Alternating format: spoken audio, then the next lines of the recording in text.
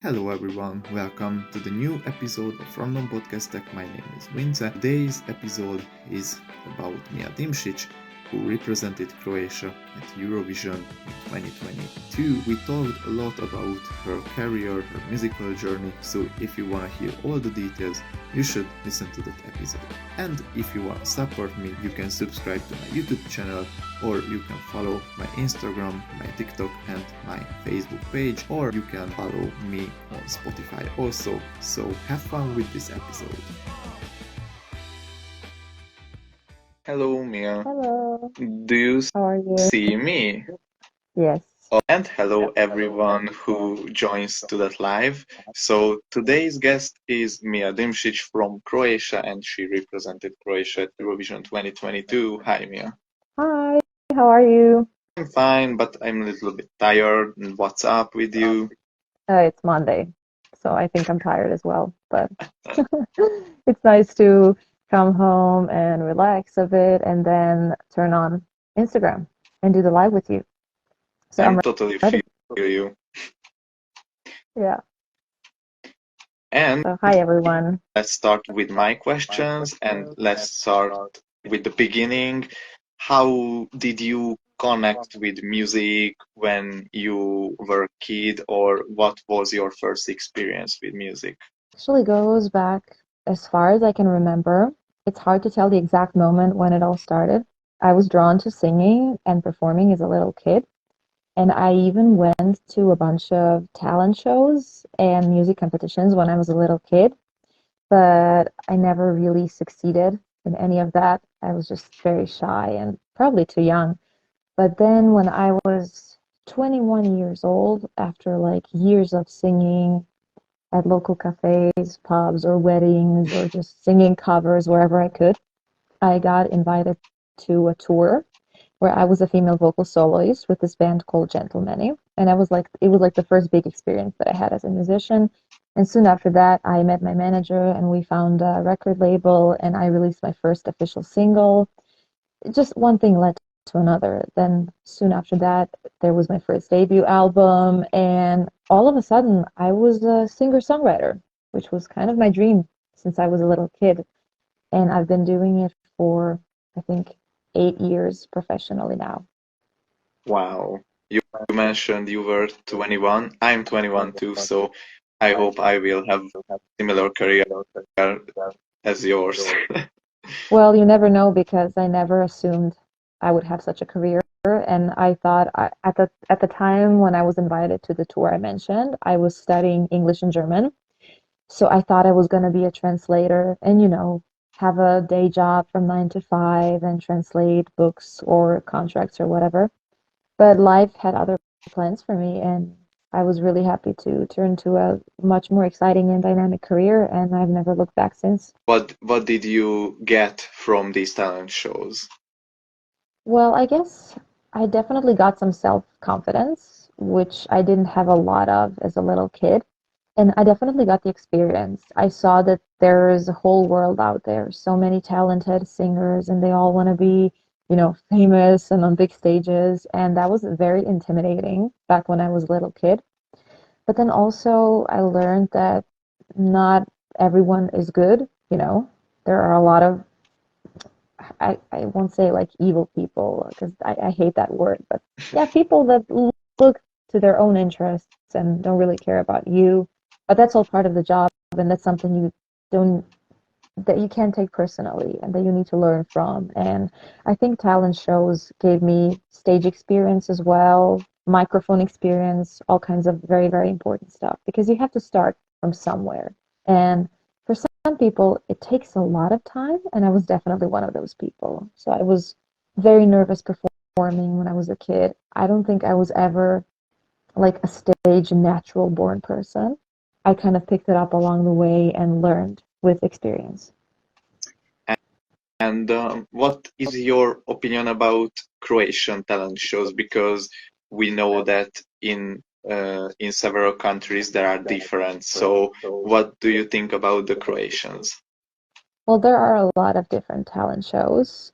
My personal favorite is The Voice. I never competed because it was younger than like my childhood days. It's a very recent TV success, but I think it's my favorite because it really highlights the talent, and even the people that we see in the blind auditions are already people who passed through several elimination circles. So you can really see how many amazing, talented young people are out there. So I really I think, yeah, definitely The Voice is my favorite one. But also, like, a lot of other interesting. Super Talent is also a great show, even though it's not exclusively a vocalist talent show. But you can learn from all kinds of stuff, and I think it's all a lot of fun. But I am happy that my journey in the end did not consist of a talent show, because I feel like when people go to a talent show when they're very young, people will get them into all sorts of contracts, which are not always good for you.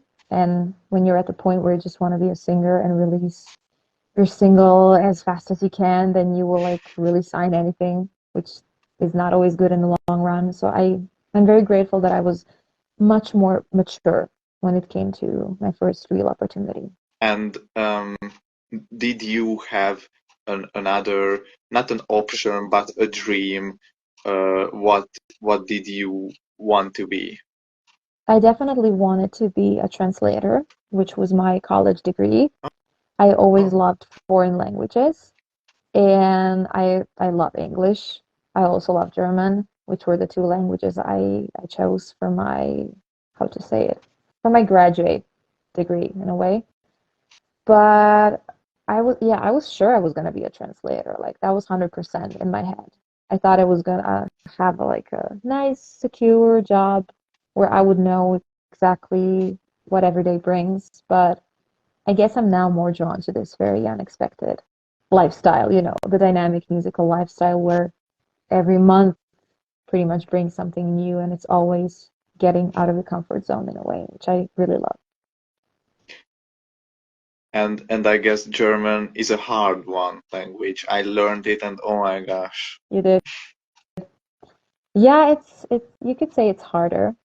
I feel like it's a more formal language than English, more strict in a way. But these are both, you could even say they're kind of similar. They're from the same language family. But I kind of enjoyed studying both. But for like my musical tastes, I definitely prefer English as a singing language. You mentioned that tour. How did you get the invitation for your tour? Quite by accident. It was a band from my hometown, which is called Osijek. In Osijek, we have these, we call it tambura bands, consisting of tambura, our national instrument, and they are very versatile and interesting. It's a very, very dynamic kind of music.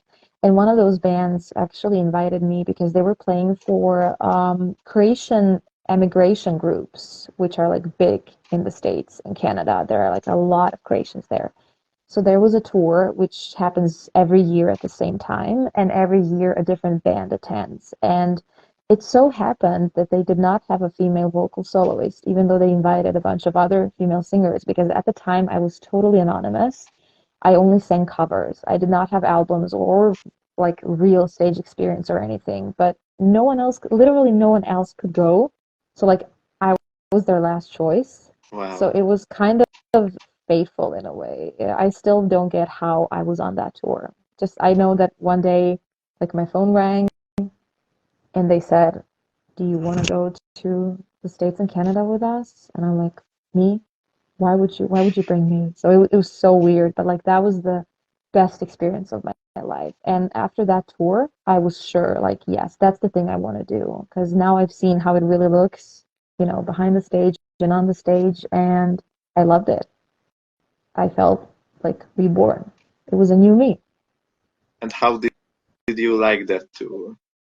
It was beautiful. Like I felt like a rock star in a way, which was a completely new experience for me. And so many nice people were there, and they went to all of our shows, and they would like bring us presents and asked us to sign stuff, and it was so weird. Like I never felt that kind of attention before. But of course, I also loved it. I mean, it's amazing when people care about your music and they care about you. And when you start going on stages and get used to people knowing the songs and singing along, it's I always say that it's a kind of drug that you really get addicted to. That euphoria and adrenaline of going out on stage is something you can never forget once you start doing it. And after that tour, did you go to Canada again or not? Not to Canada, but I went to the States many times after that.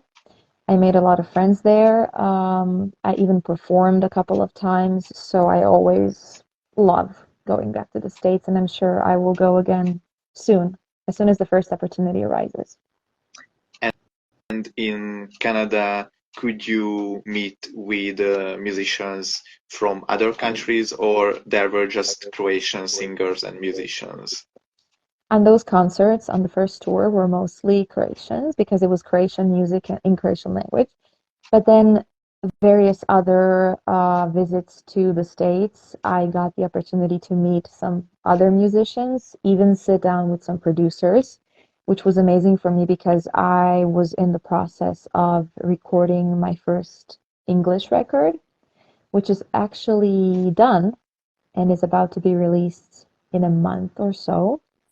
So that's when I really want to, get back with all the American musicians and European musicians that I was fortunate enough to meet through Eurovision as well. And I even connected to a Eurovision fan community in New York last year, and I performed there. And I met a bunch of super nice Eurovision fans. So these relationships with people are what I cherish the most about where music brought me. That's so cool. Yeah, very, very cool. I'm very, very lucky to be doing what I do. And about your own musics, when did you release your first official music? Well, my first official single was released. I actually know the exact date. It's going to be an anniversary soon. It's October 12th, 2015. So pretty soon it'll be exactly 8 years that I've been doing this. And of course, every career, every life choice has its ups and downs. But I think I was super lucky with everything that's happened since. And I just love my job so much. And most of the times I feel like I'm not really doing anything, because even though it's hard work, when it's something you love, it does not feel like work.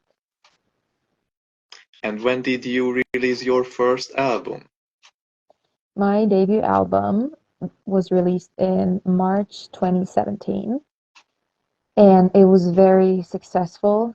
It kind of took me by surprise, and just opened so many doors for me all of a sudden. So I started touring, performing, going to all of these like shows, television appearances, and just meeting all these people that I looked up to since I was a little kid. So it was a very fairy tale like story, I would say, just something you see in the movies. I never thought I would get to go all these places so fast in my career. So I'm very, very grateful for my first album. It was made not really knowing what I was doing. I was really learning as I was going. But I always think that's the best way because in theory you can make so much strategic decisions, you can plan so much, but until you start doing something, you never really know even how good you're at it or who you are in the process. And what's your favorite song from your first album? Um, well, it's hard to say because I love all of them in different ways, but I would say my song that's called Kisha, which is rain in Croatian. It was written when I was really, really down and it was raining for 3 days or something. And I was talking to my best friend on Skype and he just said that everything that's happening to me right now, even though it looks so horrible, it'll pass. And then I looked out the window and it was raining and I was like, yes, it's going to pass after 3 days, like this stupid rain. So that was the idea for the song. And I wrote it when I was really down, and it was a reminder to myself that whenever I'm feeling down, it's gonna pass. And generally in life, everything will pass, even the good stuff, the bad stuff will pass too. So I always say that we are taking our lives and ourselves way too seriously. I feel like we should just be more playful with life, but of course it's easier said than done. Wow, what a story. I feel like most songs are come about in these stupid moments, when you're just like, well, taking a walk or taking a shower, just thinking about something someone said or seeing a text on your phone. That's when the best ideas come, but you always need to write them down. That would be my number one advice. Always have your phone ready to write random shit down, and good songs will come eventually. Got a couple of questions. You probably don't understand most of them. Yeah. They wrote Okay, in sorry. English. Yeah, They cool. wrote in English. So, would I like to release an album only in English? That was the question, right? Definitely. Yeah, I actually just finished an album. It's called Monologue. Uh, it's named after the title song on it. So the title and the last track are both monologue. And it's going to be released in November sometime. I will actually announce the release date in a couple of days. So I'm very, very excited. It's something I've been working on for so long and something I've really made. Most of the songs I wrote in the pandemic. So it was kind of that period where I was also super down. See, songs come about every time I'm down, obviously, because us musicians didn't have a lot of things to do, and a lot of the activities were paused or stopped. And I was kind of feeling depressed, so writing songs was my way of feeling useful, even, feeling like I have a purpose at the moment. Can you sing one song that you have in duo with Marco Toria, please? A viewer asked. Okay, I can wait. Let me see if I can find an instrument because my apartment is I'm always surrounded by an instrument. Wow. But wait, I don't have I need to put my phone so I can play. This was sorry. This was a question I did not expect. So now you get to see my messy apartment as well, which is amazing. Yeah. Okay, so just the chorus.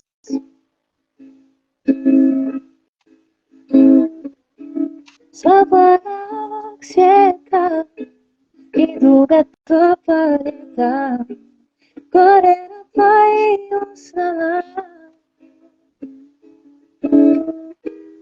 Na czas miłowa trzeba, vodíme sve do neba, dok more šapće zvijezdama. Oh my Yeah, God. this was my out of tune ukulele because this was unexpected. But yeah, this was like as raw as it gets. And I love Tolja songs as well. Just to reply to the comment I just saw popping up. You got lots of questions.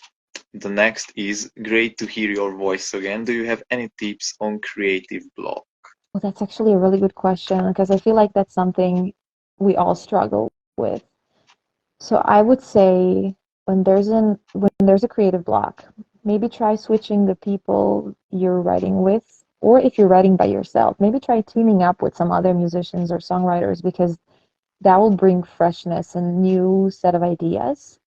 Or maybe you can try switching a place where you write. Like if you normally write at home, maybe try going out into the nature. Or sometimes when I have trouble writing, I will not write on the guitar because that's how I normally write. I will just sit at the piano and try to write because that just gives me a different set of sounds and colors in a way. Wow. Also, maybe I would try like just taking my iPad and trying out a couple of crazy samples, which I would never normally think of myself, just stuff like maybe switching or teaming up with someone else, or maybe just lyrical wise, what I love to do is stream consciousness writing. So I will choose a topic and I will just write everything I can think of, no matter how crazy it sounds. Like just write, write, write, and eventually some good line or just some story will come out of you.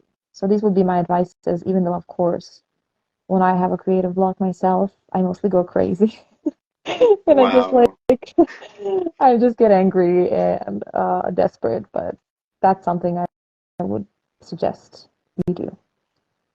Then you should write me songs in guitar, please. Guitar is my all-time favorite instrument because it was the first I ever learned. So that's like what I go to the most when I'm trying out writing. But of course, different instruments also help just to change perspectives a little bit. What were the best and the worst thing that came for you from the Eurovision experience? Also a good question. Well, I would definitely say more things were good than bad. Good things were meeting so many new people, networking with artists and executives from the industry, traveling a lot because I went to Tel Aviv, Madrid, Amsterdam, London, and performed. Also, I performed in New York due to Eurovision. And just like being seen by millions of people, just so much visibility and press attention that you get, I think it's very, very good for every artist, but make sure you're really ready for the experience because it can be very overwhelming. And I feel like it's exercising your mental strength. The the amount of attention that you get and the amount of pressure because there's also a lot of expectations. So I would maybe say that the minus is not being ready enough because it's so overwhelming and I wanted to do so much more during the period, but I just didn't have the time because there was so much work to do. So it was definitely very stressful, but I would still definitely repeat all of it. Can you explain to us how has music helped you in your everyday life? Another question. Well, I would say it definitely transformed me as a person because I was a very shy teenager. And I would definitely say that I'm an extrovert now, but I feel like I was an introvert back then. And I remember having such a hard time making new friends and connecting to people. And when I picked up the guitar when I was 16, it just helped me be more social because at all the parties I would play and I would sing and just showcasing something I was good at and feeling comfortable about at that age, which is very sensitive, I think helped me make so many new friends and just have icebreakers in your conversations. I was just much more open because of music and also the experiences I got, all the traveling I did to perform, I think made me a more flexible person, a more open-minded person even. So yeah, I would definitely suggest music as a extracurricular activity, if not a profession in life. This is my bear. He keeps he keeps throwing himself in the interview. So I decided to introduce him formally to you. With Hannah and Alba, I love Grasho and Anna so much, my favorite singers. Yeah, I love them too. They're doing amazing, and Alba is getting bigger and bigger every day. And Hannah is such an amazing mom. And yeah, these are my really, really close friends. So we talk to each other a lot. And we also like sharing musical ideas with each other. And it's really nice to have friends from the musical background who totally understand everything that you do and can also give you some creative advice and just be there for you every step of the way. Could you tell me a little bit about your band? How did you meet? It's actually a really weird story because none of us were in the same musical genre before we started playing together. And it was not actually a one-time thing. I think the band was just getting together one by one over a longer period of time. First, there was my piano player who's still with me. We started off playing mostly like small gigs and acoustic gigs and bars and stuff. And then our drummer and our bass player joined us while we were recording our first album. And then in the end, our second guitarist, because I also play the guitar, he joined us as well, and we were a happy five. And sometimes when we have bigger concerts, like we're about to have in November, it's a bigger band consisting of 8 people. So I think it's really important that you're friends with your band first and foremost, because you spend so much time together and you travel around, and there are all kinds of unexpected situations while on the road. So I can really say that I love my band members, and we're all very close, and it's always a happy opportunity to get to play with them. And isn't it hard working for them? Because I have a band too, and we are four, but you mentioned 8 people, and it's a little bit much. Well, 8 people is just for a special occasion and for like Ah, bigger performances. But normally it's the five of us, and then we can fit in a van comfortably and travel around. So that's our most common kind of uh, this like stage set, so to say. and and what do you think? How could you attract more people to your concert? So what's your unique image? Well, I don't know. People normally say I should be more scandalous to attract more people. And I'm not very good at that. So, I don't know. I just think that hard work always pays off. And I am a big fan of personal contact with people. I think that's the number one reason why I didn't really like the COVID period of, online sessions and conferences and recording sessions and stuff. It's just like doesn't work for me. I love working face to face with people. So I feel like just everything that you do, every performance, every meet and greet, every just like random hug that you give to a fan or a random message, these are the things that stay with you. And I know that these are the things that stay with me when I go to my favorite artists' concerts. So I feel like the fan base just kind of grows naturally with you as you go. You lose some along the way, then you get new people, and it's totally normal. It's all part of the musical journey that we're all on. And after the Eurovision, how do you feel that your fans were changed a lot? So now you have more Croatian fans, or you still have lots of fans from around Europe? I feel like Eurovision brought me international visibility, which is its biggest advantage. And when I look at my streaming services stats these days, there are a lot of streams from Germany or Netherlands or like UK or Italy or US, which is mind blowing to me and so amazing. Because without Eurovision, it would be so hard to have anyone from outside my region hear about me. So I'm really, really grateful for that, and I hope I will continue to expand everything and keep on traveling and promoting my music wherever I can. But yeah, I definitely feel like after Eurovision, people on both on my social media and on streaming services became more versatile. And I saw that, I guess, in this year or in last year, you were in Budapest, and I was so sad because I couldn't meet with you. How did you like Budapest? I love Budapest. I've been there, I think, 5 or 6 times already. We even played a gig there once, Wow. at the Four Seasons Hotel. It was kind of a private event. It was lovely. I have very, very fond memories of Budapest, and I hope I will get back there soon because it's not far after all for us from Croatia. It's really not far. I really hope you will have concerts in Budapest too. Me too. And and did you or could you explore more about Hungary, or you couldn't? In what way? Like travel wise? Traveling or or exploring the cities, other cities. Last time I was in Budapest, I went to a Lola Mares concert. I don't know if you've heard of them, but it's an Israeli band that I really love. So I got to explore the city as well and go to some events. And I actually went to Hungary a lot when I was a kid Wow. because my hometown is very near the Hungarian border.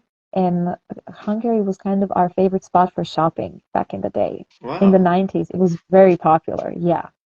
So I've been very well acquainted with Hungary since I was a kid. And also the college I went to in my hometown Osijek has a department for Hungarian language and literature because we're Wow. so intertwined as countries and cultures. And do you have any Hungarian knowledge? Unfortunately not. I'm really, really bad at that. I feel like it does not have any linguistical connections to either English or Croatian, and it sounds so difficult to me. I don't know if I'm right. Then let's play a game. Just say a sentence in English and I will translate you to Hungarian and you have to say it. And after that, I will say a sentence in English and you will translate to me and I will try to Okay. say it in Croatian. So for my sake, I will try to make it easy, as easy as possible. So you can say, I really enjoy this podcast. Én nagyon szeretem ezt a podcastet. Can you repeat, please? Yes.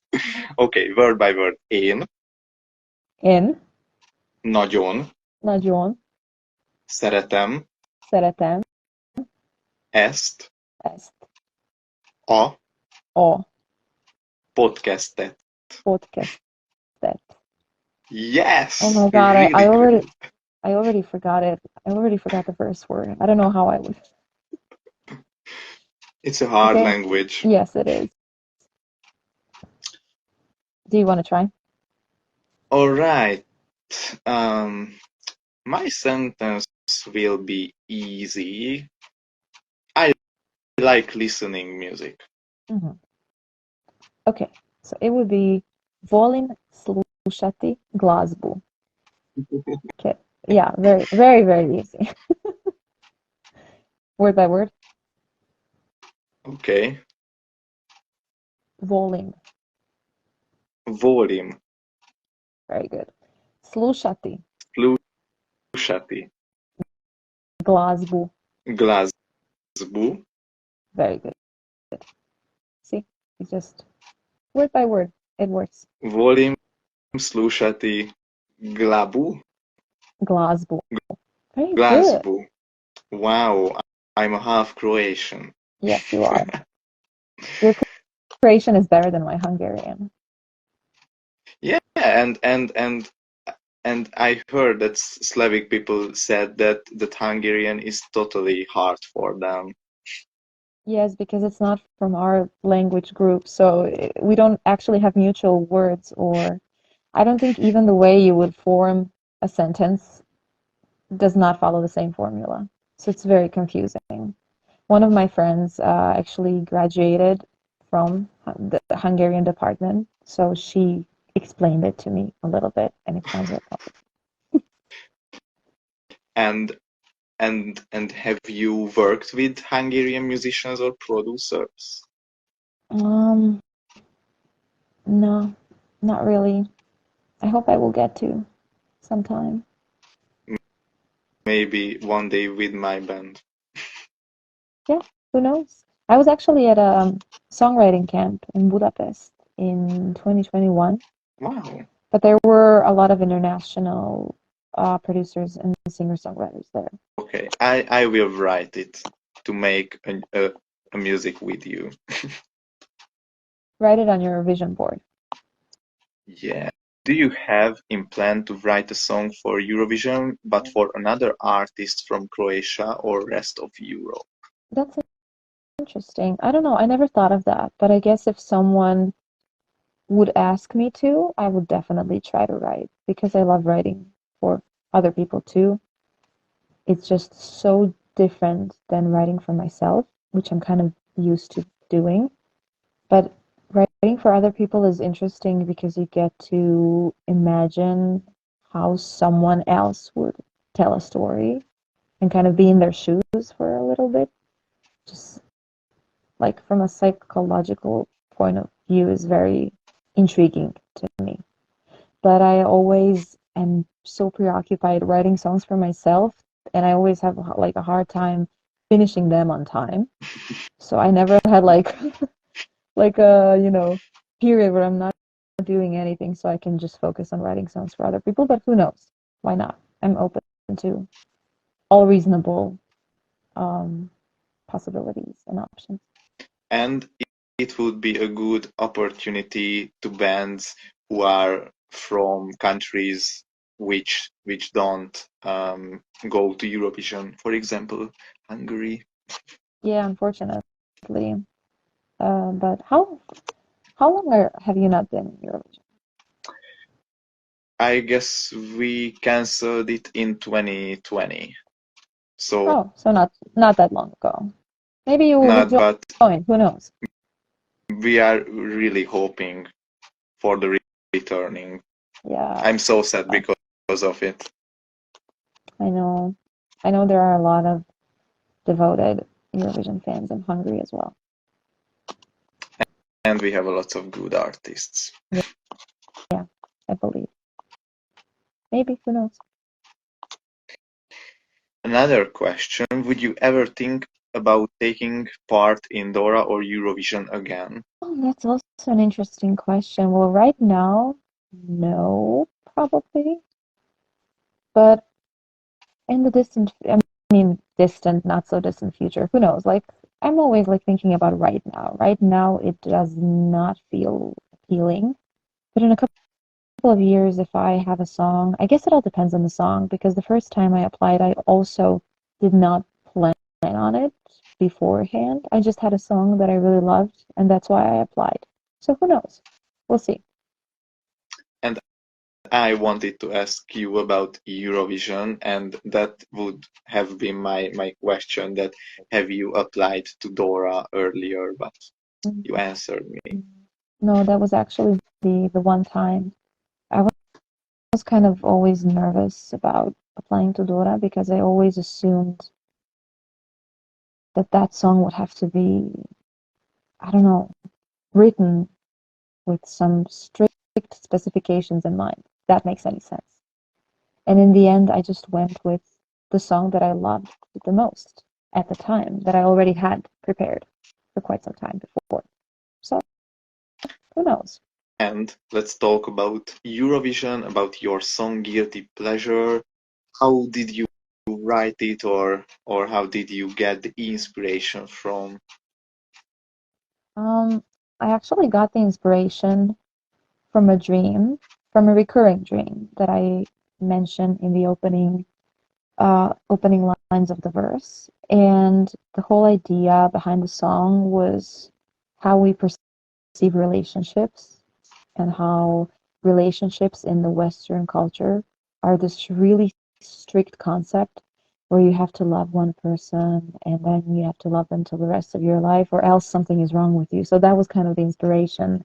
And I feel like these very strict notions of relationships are the reason why so many people like either cheat on their partners or their marriages fall apart, and that's a topic that is really interesting for me, so I tried to delve deeper into it in a pop form of the song, and the song ended up being heard like all over Europe, which was not my original intention.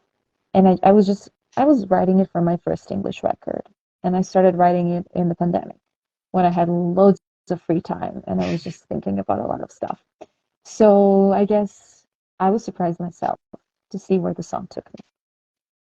And was it written directly to Eurovision, or you just wrote it and you wanted to participate in Eurovision? Yeah, I wrote it long before long before the invitations to our national selections were even open.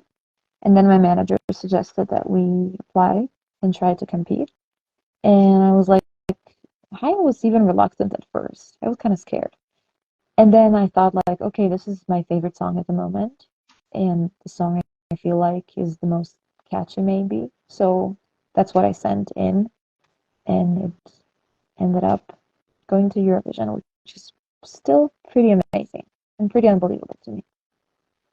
And I don't know that have you read Croatian news, or you just follow the news, or did you get any information about you could be the winner of Dora, or I don't know that you followed these news or not?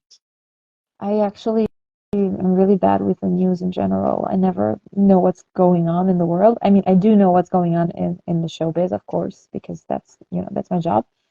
But normally I don't read or click on stuff unless my friends or family send it to me.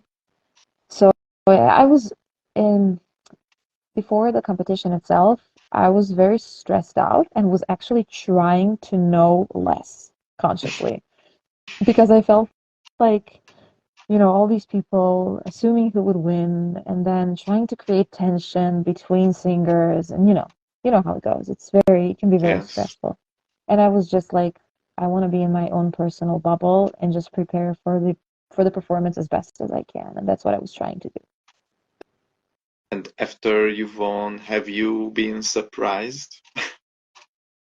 Well, I was definitely hoping to win, but I did not dare to expect it because, you know, it's a big disappointment if you really, really expect it and then you don't win. And it's just so hard to predict. And there were so many interesting people there and good songs, and it was definitely a tough competition. So I was I was very, very happy, ecstatic. It did not even feel real for the first 3 days after I won. So crazy. Especially because right after you win, you have to do all sorts of stuff straight away, and the preparations start the next day. So there was not a lot of Wow. time for celebration or anything. And after you came to Eurovision pre-parties, which was your favorite? Um, my favorite Eurovision pre-party. Hmm, so hard to say. All of them were amazing. I think I maybe prefer the Spanish pre-party in Madrid because they are just so crazy about Eurovision and the amount of love, and people were literally stopping us in the street asking for autographs. So like I'm in Madrid for the first time ever, and I don't even know what's going on because these people are coming to the lobby, coming to the hotels, just trying to, chase the artists. It was insane. But like the best party, and they Spanish people know how to party. So it was a lot of fun. Mhm. And during Eurovision, who became your friend?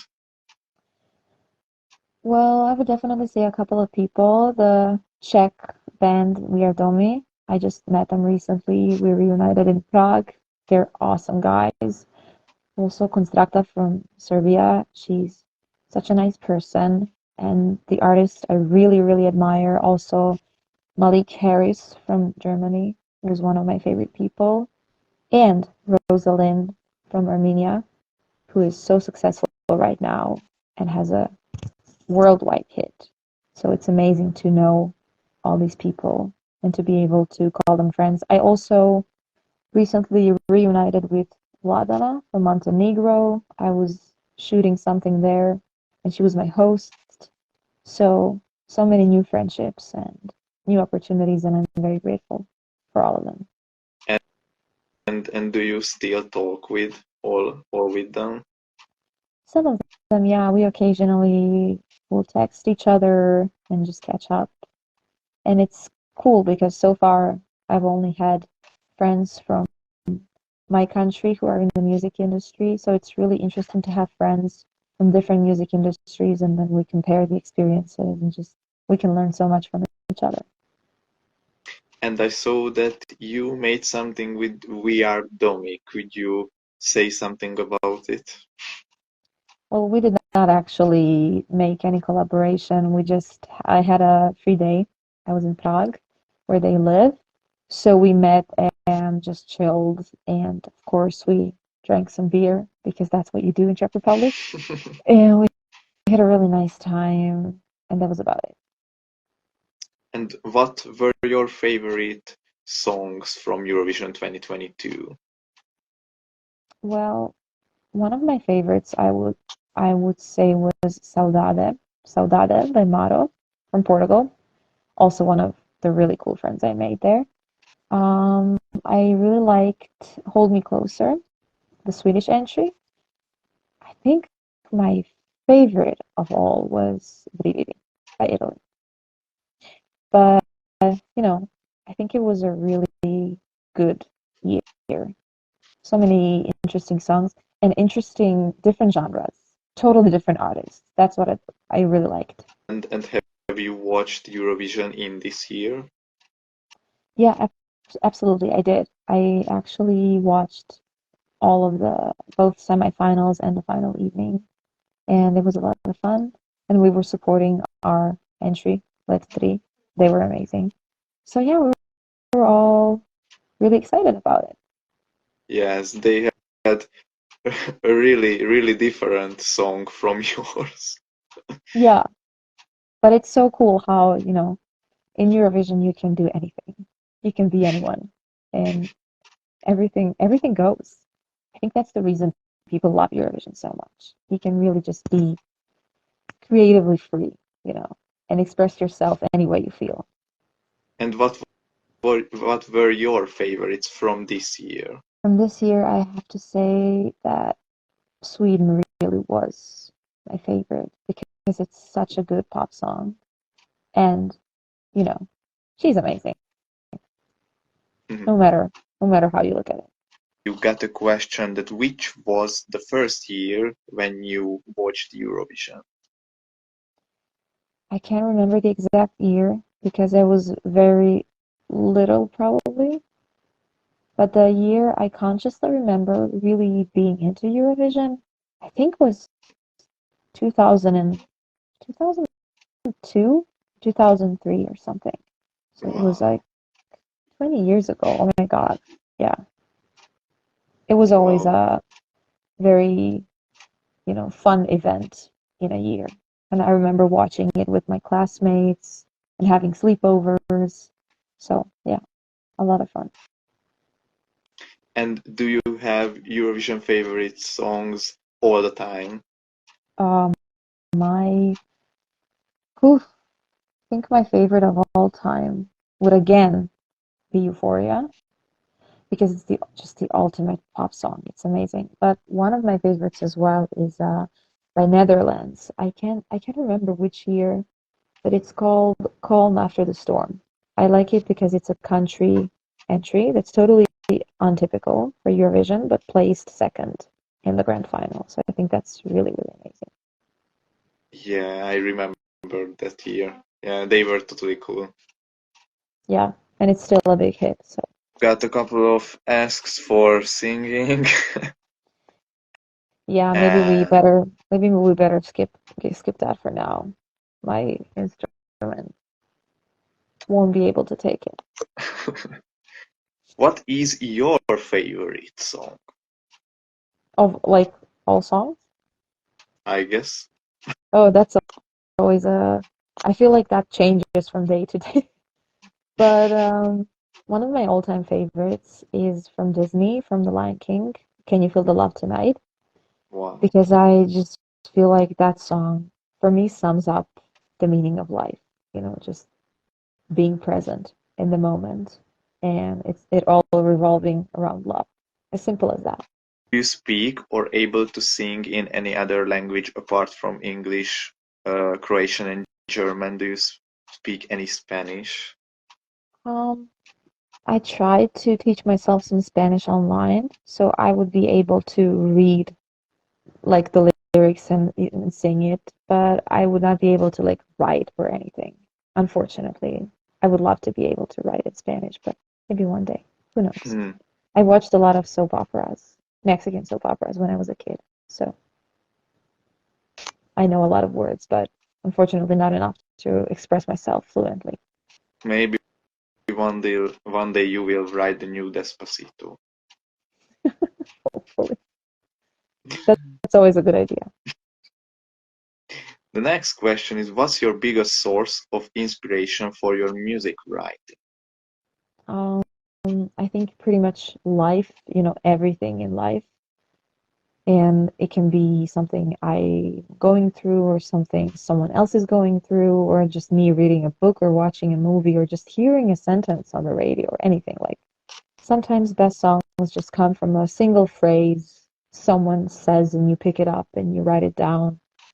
But it's always the most powerful if it's something that I'm going through right now, some emotion that I'm having a hard time dealing with, or some strong opinion that I want to share with the world.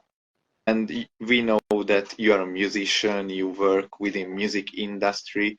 How should we imagine your work? I guess you do a lot of tasks, but could you tell us a little bit about them, You mean processes? like, yeah, there's a lot of, I think there's a lot of work to be done around the job of a musician that unfortunately does not have a lot to do with playing music. It's a lot about just organization, promo, doing interviews, how you're going to dress, all the events that you need to appear at, the red carpets and stuff like that. And also like a lot of organization, social media presence, just about everything. I think your whole personality really goes into it. And a lot of those parts of the job, I have to admit, I don't particularly like. For instance, having to post stuff all the time and having to document everything I do. That's something that never felt natural to me, but I accept that it's a part of the job and just something that you need to be present in order to be heard and seen. So I try to do that as well, as much as I can. Wow. And do you deal with planning events? Well, fortunately, I have a really good manager and a really nice team around me. So, of course, not everything is about, me doing it, because if I had to plan events, I think it would be the worst planner of events in the world. I think no one would come and it would all be a disaster because I'm not a good organizer. I'm not a very organized person in general. I'm definitely like my head is on cloud nine most of the time. So it's a good thing that I need to write songs more than organize events. And for that I have other people. And usually, do you have a weekly schedule or just your days are totally different? It's mostly totally different. Yeah. No, every week looks different. Sometimes you're traveling, sometimes you're home, sometimes you're recording all day long, sometimes you're just chilling. But I always try to find a balance because if I burn out, then I'm of no use to anyone. You can really make a good song or even sing a good song or do anything properly if you're burned out. And and a musician, how could or how could you do that you will have or you will get uh, enough work to live with them or live from them? Well, it's always helpful if you write your songs as well. So then you can also live off royalties if your song gets airplay. So that's important as well. But also, like as a touring musician, there are always times when you have more concerts. There are times when you play more, play less. It's all normal. I think it's just a part of the job because when you decide to be a musician and not have a full-time job, you accept the risk of not knowing what the future brings and never having the very accurate estimation of how much you will earn and stuff like that because it changes constantly.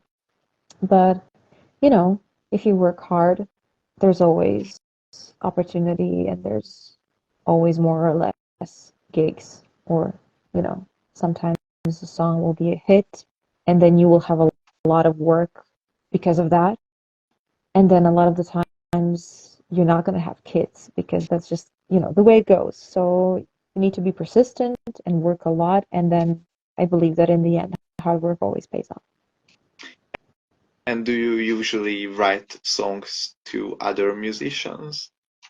I did it only a couple of times because I feel like there's never enough time, you know, and that's what I always feel sad about because I would love to like write every single day, but there's so much more that's a part of my job. So whenever someone requested a song, I tried to write it, but unfortunately, I'm not one of those songwriters who has like a database of 100 songs and then I just share them around. It's just not the way I work. I always write when I need to, in a way. What's your favorite part of your job? Performing, definitely. There's no comparison to that feeling when you go out on stage and people sing along and they're there with you energetically. Do you usually work in the lyrics, or you just sometimes have a chord progression, or you just have an idea of rhythm, or what's your exact job within writing the music? It's really all of the stuff you mentioned. It's never the same. Sometimes a song will begin with a line, lyrical line, sometimes it'll begin with a sample. Sometimes I will have a whole melody before I even start writing the lyrics. So it's just I always say that I don't think there's two songwriters who write the same way. I feel it's like a fingerprint of sorts and it's always a different process. And that's why it's so interesting. You never know where it will take you. As I saw, you wrote Stuck in You, I guess, in last year, and your songs are more in Croatian than in English. And don't you have the dream to write more songs in English and I don't know, making a small European tour or something similar? Yeah, that would be amazing. I just wrote the entire album. So after it's out, I hope it'll also bring me the opportunities to play more around Europe. I would love that. You got an interesting question. Do you want write a song in German? Um, I love German, but I don't think I'm skillful enough in German to actually write a song. I've never tried before, but who knows? Maybe I will try in the future. It would be really hard, I guess. Yeah, it's way harder than English. So don't get your hopes up. If you have to mention your first three most or your best experiences from your musician career, what would they be? Well, it would definitely, Eurovision would be among the top three. It was a very cool experience. Then also, my first solo concert that I had in Zagreb was just one of my favorite concerts ever. It was in 2016. And also receiving this big Croatian award that's like a Croatian Grammy of sorts was a big thing for me at a like beginning of my career. So I would maybe place that among the top three as well. What are your hobbies outside of music? I actually, whenever someone asks me that question, I realize I don't really have them. It's everything is just revolving around music so much because even when I'm not performing officially, I always like to just play in my free time or listen to music or go to concerts of other artists. But I really love reading books, I guess, traveling, hanging out with my friends. I would say all sorts of normal stuff people my age love to do. And what's your favorite book? Um, it's such a cliche answer, but Harry Potter. Oh, I I can't knew even it. I can't even sing aloud one book. They're all so good. In the songwriting process, do you pay more attention to lyrics or music? I would say I'm a very lyrically obsessed person, so I would definitely say to the lyrics.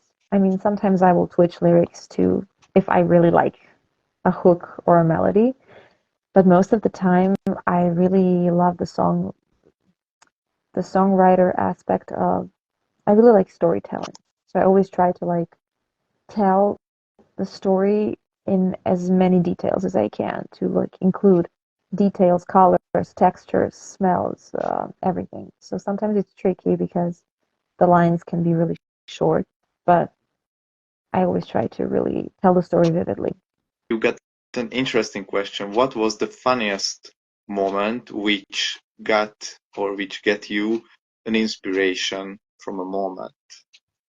Well, one of my biggest songs was actually written inspired by a terrible experience I had at a gig while I was still beginning, when there was a drunk guy who was really rude, and he was just yelling how we don't know how to play any good songs and stuff like that. And he was like super rude, and I was very angry when that happened. But then I just decided to calm down and breathe in and breathe out, and then write a song based on that experience. And it went out to become really popular because it seems that people relate to experiences like that.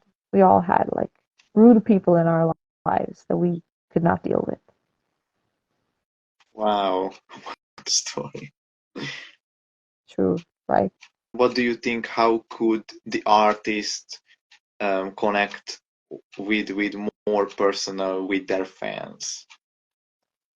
Well, luckily in this day and age, we have social media. Sometimes it's good, sometimes it's bad. But being able to have a conversation like this and have people just tune in and tune out is amazing, what technology does. But I feel like the best way to connect to fans is just playing live. And it's also the best way to perceive an artist. If you like someone, it's always the best way to just go and hear them live, and then you will know exactly how much you like them or you don't like them anymore. So for me, performing is why we're here and the best way to connect. Another question, do you plan making behind the scenes videos about writing songs? Yes, I would actually love to do that more, but it's there's just so little time, and I'm really bad at editing videos. So I think I would have to hire someone to just be with me in the writing session and record everything and then edit everything, because I feel like people, especially aspiring writers, would always love to know what's behind the process. I mean, at least I would love to know what's behind the process of some of my favorite artists' songwriting. And it would be interesting for anybody. You were in abroad, which was or which were your favorite places that you visited? There's so many, but I love LA. That was my last big journey in November 2022. And I really love it because I was staying at Venice Beach next to the ocean. So waking up next to the ocean was just so inspirational and so amazing. And I liked how many different people were there. And there's a lot of freedom. And you can literally do anything. And there are so many weird people in the streets as well, but no one seems to be paying attention. So that was very, very interesting to see from a European point of view. I would definitely love to go back. And do you have any other favorites? Well, definitely, yeah. I was in Tunisia for my kind of a, how to say it, graduation journey, when you're finishing high school and then the whole class travels together. We went to Africa. That was the best Wow. decision ever, because we, saw a totally different culture, and we went to the desert and, you know, went riding on camels. We saw the sunset and sunrise in the desert. It was amazing. So I feel like the older I get, I'm more and more drawn to these really exotic travels where you get to see a totally different way of life and totally different beliefs and systems. Wow. And in which country have you been in Africa? Tunisia. Wow. Re- Wow. It was really cool. I would definitely recommend it to everyone. I have a final question. What could you suggest to the beginner musicians who wants to start their career within music industry? Well, there are a lot of really there, there's a lot of stuff you need to know, but I think first and foremost, they just need to be brave and believe in themselves. And I think that only the things we believe we are capable of happen to us in a way, if that makes any sense. So sometimes it's a question of, do I even think I'm good enough? Do I think this is possible or I'm capable of doing this? That was a big one for me. Only after I started believing that people even wanted to hear what I had to say did things started happening. So I would definitely suggest, like, have faith and just go play wherever you can, no matter if it's 3 people, 30 people, just play wherever you can and create your network of people. And sooner or later, a right person will hear you, and then this whole chain of events will start. That was so sweet. Yeah, I believe in it. It's all about, people at the end of the day. And guys, she was Mia, and thank you for your participating on my live stream. You're Hvala. welcome. Thank you for having me. And thank you everyone who asked and who watched the live, and go follow Mia and go to her concerts in Zagreb. I'll see you there. And thank you for the conversation. It was nice talking to you. And good night everyone. Good night. Bye. Bye.